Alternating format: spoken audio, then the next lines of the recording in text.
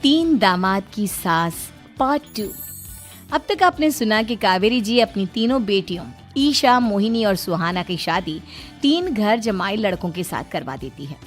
उन्हें लगता है कि ये लड़के शायद घर का कामकाज संभाल लेंगे, लेकिन उनके तीनों घर जमाई बहुत आलसी थे। वो नौकरी भी नहीं करते थे और बाहर का काम भी नहीं। कावेरी जी ने अपनी बेटियों से कहा कि वो प्रेगनेंसी का बहाना बनाकर अपने पतियों को सबक सिखाए। अब सुनिए आगे। मम्मी, आपने जैसा कहा था हमने वैसा ही किया, लेकिन देखिए ना, विवेक का हाल तो वैसा का वैसा ही है। घर में ना सुबह का नाश्ता बनता है और ना खाना। नौकरी पर जाने की बात करूं तो खाने को दौड़ते हैं मुझे। हाँ मम्मी, मैंने भी सुमित को कितनी बार कहा कि अगर नौकरी नहीं करनी तो कोई छोटी सी दुकान ही खोल लो। घर का खर्चा कैसे चलेगा? देखो दोपहर के 12 बजने आए और जनाब अभी तक सो रहे हैं। हाँ मम्मी, ईशा और सुहाना ठीक कहती हैं। अविनाश का भी यही हाल है। जब मैंने अपनी प्रेगनेंसी के बारे में कहा तो मुझसे कहने लगा, अरे दूसरी लड़कियां तो 9-9 महीने तक नौकरी करती है, बस डिलीवरी के टाइम छुट्टी लेती है। मोहिनी, तुम भी नौकरी करो। अब मुझे कहाँ नौकरी मिलेगी? मम्मी बताओ अब मैं क्या करूँ? हे भगवान, क्या सोचकर घर जमाई दामाद लाई थी मैं कि मेरी बेटियां मेरे पास रहेंगी और खुश रहेंगी, लेकिन इन आलसी दामादों ने तो हमारी जिंदगी को भी प्रॉब्लम में डाल दिया है। मैं तो कहती हूँ मम्मी, हम लोग वापस अपनी जॉब पर जाना शुरू कर देते हैं। बता देते हैं इन लोगों को कि हमने प्रेगनेंसी का बहाना किया है। नहीं नहीं बेटा, ऐसी गलती भी मत करना। अगर तुमने ऐसा किया तो इन तीनों की आदत और खराब हो जाएगी। अरे आज नहीं तो कल कभी तो तुम प्रेग्नेंट होगी, तब वापस यही प्रॉब्लम आएगी। तब क्या करोगी तुम तीनों? हाँ मम्मी, आपकी बात तो बिल्कुल सही है। इन लोगों को तो सुधारना ही पड़ेगा। लेकिन कैसे? अपने बच्चों के आने की खबर सुनकर भी इन लोगों पर कोई असर नहीं हो रहा। पैसे कमाने के लिए घर से बाहर निकलना ही नहीं चाहते ये तीनों। अब मेरे दिमाग में एक प्लान आया है। तुम तीनों चिंता मत करो, उन तीनों को बुलाओ, फिर मैं बात करती हूँ। थोड़ी देर बाद कावेरी जी अपने तीनों दामादों को सामने बुलाकर अपनी बात कहना शुरू करती हैं। अविनाश, सुमित और विवेक, देखो बेटा, मैं ना तुम तीनों से बड़ा प्यार करती हूँ, इसीलिए तो तुम्हें घर जमाई बना कर रखा है मैंने। अरे मम्मी जी, सीधे सीधे कहिए ना, क्या बात है? प्यार तो हम भी आपको बहुत करते हैं। अरे मम्मी जी, आपकी इज्जत भी बहुत करते हैं। अरे भाई, आपके जैसी सास और कमाने वाली बीवी सबको मिलती है क्या? हाँ मम्मी, विवेक और सुमित ठीक कह रहे हैं। आपकी बेटी से शादी करके मेरी तो जिंदगी ही अच्छी हो गई है। जानती हूँ मैं, और ये भी जानती हूँ कि तुम तीनों अपने अपनी बीवियों से बहुत प्यार करते हो।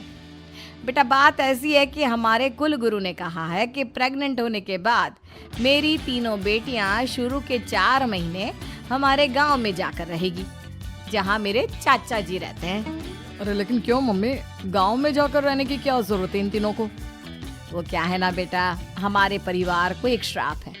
अगर मेरी बेटियों ने यहाँ पर बच्चा पैदा करने की कोशिश की तो उनके बच्चों को कुछ भी हो सकता है। इसलिए अब से लेकर 4 महीने पूरे होने तक इन्हें गांव वाले घर में रहना पड़ेगा। हाँ तो इसमें प्रॉब्लम क्या है मम्मी जी? हम भी वहाँ जाकर रहेंगे, पिकनिक मनाएंगे। अरे भाई, बीवी जहाँ हम भी वहाँ। हाँ यार, आइडिया तो बहुत अच्छा है। शहर की जिंदगी में रह रहकर परेशान हो चुके हैं, अब कुछ दिन गांव में बिताएंगे। तुम लोग समझने की कोशिश क्यों नहीं करते? तुम में से कोई भी वहां नहीं जा सकता, और मैं यहाँ रहूंगी ना तुम तीनों के साथ। 4 महीने की तो बात है, उसके बाद ये तीनों ही लौट कर आ जाएंगी। ठीक है मम्मी जी, अब हमारे बच्चों का सवाल है तो ये तो करना ही पड़ेगा। कावेरी अपनी तीनों बेटियों को कुछ दिन के लिए घर से बाहर कहीं दूसरे शहर में रहने के लिए भेज देती है। कुछ दिनों के बाद, अरे मम्मी जी, बहुत दिन से पिज्जा नहीं खाया, मंगवाइए ना। क्या बताऊं बेटा, पहले तो बेटियां खर्चा दे देती थी क्योंकि उनकी नौकरी थी, लेकिन अब तो मेरे पास पैसे ही नहीं बचे। थोड़े बहुत पैसे हैं जो बच्चों की डिलीवरी में काम आएंगे। लेकिन मम्मी जी, आपकी बेटियों को वापस आने में तो अभी बहुत वक्त बाकी है। वही सोच सोच कर परेशान हो रही हूँ। सोच रही हूँ कल से दूध भी बंद करवा देती हूँ। अब दूध वाले को देने के लिए पैसे भी तो नहीं है ना। अरे नहीं नहीं मम्मी जी, अगर दूध भी बंद करवा दोगी तो मुझे चाय कहाँ से मिलेगी? और चाय के बिना मैं तो मर ही जाऊंगा। क्या करूं बेटा, इसके अलावा हमारे पास कोई ऑप्शन नहीं है, मेरे पास पैसे ही नहीं बचे। इस तरह कावेरी जी धीरे धीरे अपने तीनों दामादों को पैसे देना बंद कर देती हैं और घर में खाने पीने की चीजें लाना भी बंद कर देती हैं।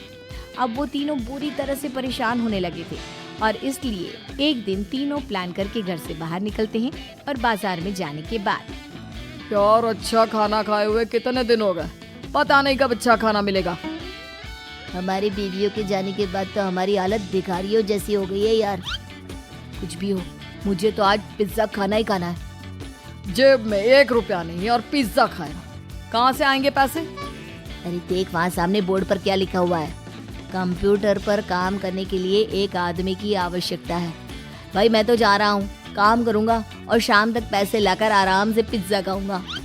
जा जा, तुझे कोई काम नहीं देने वाला, हम तो घर जा रहे हैं। चल भाई सुमित और अविनाश वहाँ से चले जाते हैं और विवेक उस कंप्यूटर शॉप पर सारा दिन काम करके 5,000 रुपए कमा कर घर लौट कर आता है और अपने खाने के लिए अच्छी अच्छी चीजें भी लेकर आता है। ये देखकर विवेक और सुमित के दिल में भी कुछ पैसे कमाने की इच्छा जागती है। अरे सुबह सुबह कहाँ चल दिए तुम? मम्मी जी एक बहुत अच्छी जगह मिली है, कंप्यूटर पर काम करने के 5,000 मिले थे कल मुझे। अगर रोज काम करूंगा तो पूरे 40,000 की तनख्वाह। अरे वाह, ये तो बहुत अच्छी बात है दामाद जी, आपको जाना ही चाहिए। सुमित और अविनाश विवेक को इस तरह तरक्की करते देखकर परेशान हो जाते हैं और वो दोनों भी काम की तलाश में निकल पड़ते हैं। धीरे धीरे उन दोनों को भी काम मिल जाता है। अब कावेरी के तीनों दामाद छोटी मोटी नौकरी करके अच्छा पैसा कमाने लगे थे। एक दिन कावेरी उन्हें अपने पास बुलाती है। अरे वाह, विवेक 40,000 कमा लेता है, अविनाश 60,000 और सुमित तुम भी 40,000 के आसपास कमा ही लेते हो। कुल मिलाकर तुम अच्छे खासे पैसे कमा रहे हो बेटा। हाँ मम्मी जी, बहुत मजा आता है जब महीने के एंड में मोटी रकम हाथ में आती है।